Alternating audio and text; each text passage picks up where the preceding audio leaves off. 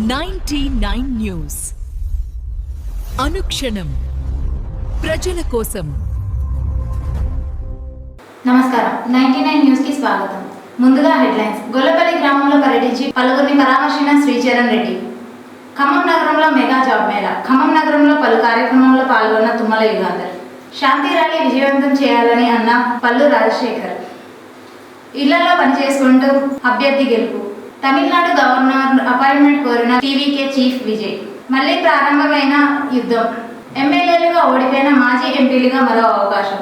శ్రీ సత్యసాయి జిల్లా పెనుగొండ నియోజకవర్గం దుద్దలపండు పంచాయతీ గొల్లపల్లి గ్రామంలో ఇటీవలే వైద్యం చేయించుకొని ఇంటికి వచ్చిన వైఎస్ఆర్సీపీ పార్టీ కార్యకర్త అయిన ఎందరపల్లి అశ్వరెడ్డి, సల్లా బుస్సిరెడ్డిని, అలాగే ఇటీవలే మరణించిన కర్ర చంద్రశేఖర్ రెడ్డి కుటుంబాన్ని పరామర్శించి అధైర్యపడవద్దని, పార్టీ ఎల్లప్పుడూ మీ కుటుంబానికి అండగా ఉంటుందని కల్పించిన శ్రీచరణ్ రెడ్డి. ఈ కార్యక్రమంలో పెనుగొండ మండల వైఎస్ఆర్సీపీ పార్టీ నాయకులు, కార్యకర్తలు పాల్గొన్నారు.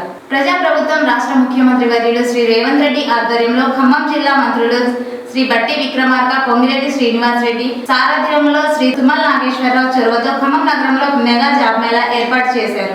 ఇంటర్వ్యూలకు హాజరైన యువతీ యువకులను మరియు అధికారులను అక్కడే ఏమైనా ఇబ్బందులు ఉన్నా అడుగుతూ అక్కడే పరిస్థితులను పరిశీలిస్తున్న రాష్ట్ర కాంగ్రెస్ నాయకులు డాక్టర్ తుమ్మల యుగాంధర్ మరియు urban DCC Khammam corporation president Deepak Chaudhary, జిల్లా కాంగ్రెస్ నాయకులు, కార్పొరేట్లు తదితరులు పాల్గొన్నారు. రాష్ట్ర కాంగ్రెస్ నాయకులు శ్రీ తుమ్మల యుగాంధర్ ఖమ్మం నగరంలో శుభకార్యాలు, పరామర్శ మరియు వివిధ కార్యక్రమంలో పాల్గొన్నారు.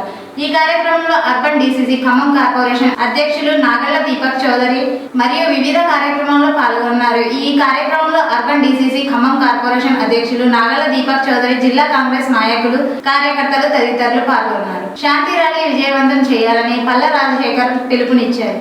ఈ నెల 8న ఉదయం 7 గంటల నుంచి పెవిలియన్ గ్రౌండ్ నుండి ప్రారంభమై ఎన్టీఆర్ సర్కిల్ వరకు తెలంగాణ దళిత క్రైస్తవ హక్కుల సాధారణ కమిటీ ఖమ్మం జిల్లాలోని ఆల్ ఫాస్టర్స్ సెలోపియస్ ఆధ్వర్యంలో ఈ రోజు సాయంత్రం 5 గంటలకు సిఎస్ఐ చర్చ్ కాంపౌండ్ కమిటీ హాల్లో పల్లు రాజశేఖర్ అధ్యక్షతన ఈ సమావేశం నిర్వహించారు. దళిత క్రైస్తవులు శాంతి ర్యాలీకి వేలాది మంది ప్రజలు తరలివచ్చి విజయవంతం చేయాలని కోరారు. ఈ సమావేశంలో ఖమ్మం నాయకులు పాల్గొని ఏకమై కలిసి మన హక్కుల కోసం పోరాటం చేసి సాధించుకోవాలని ఎంఆర్పిఎస్ జాతీయ నాయకులు బచ్చలకూరి వెంకటేశ్వర్లు, మాల మహాన నాయకులు వీరభద్రం, ఖమ్మం జిల్లా క్రైస్తవ నాయకులు తదితరులు పాల్గొన్నారు.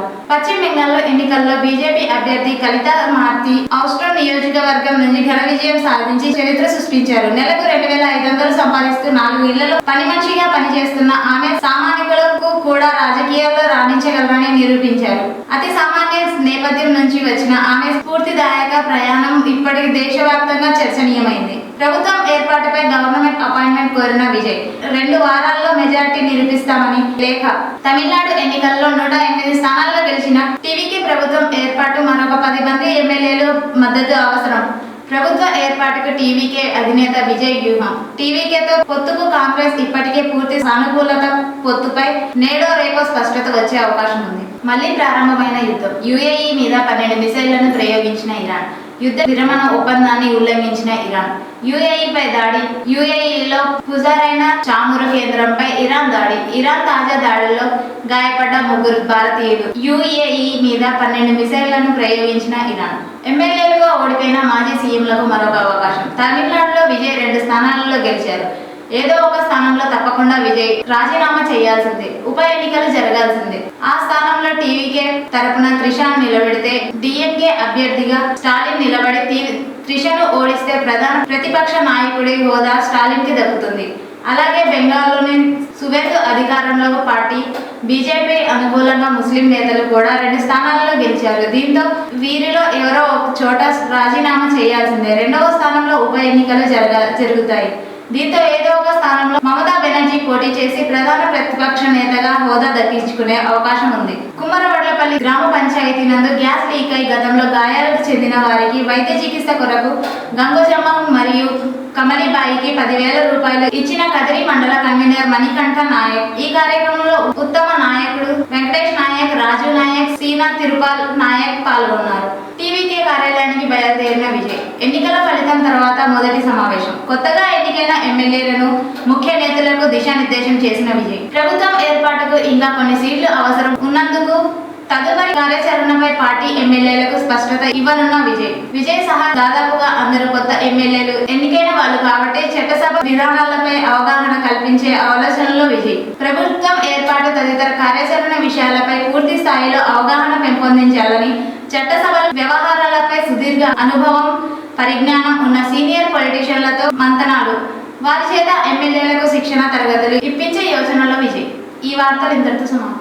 99 న్యూస్ అనుక్షణం ప్రజల కోసం.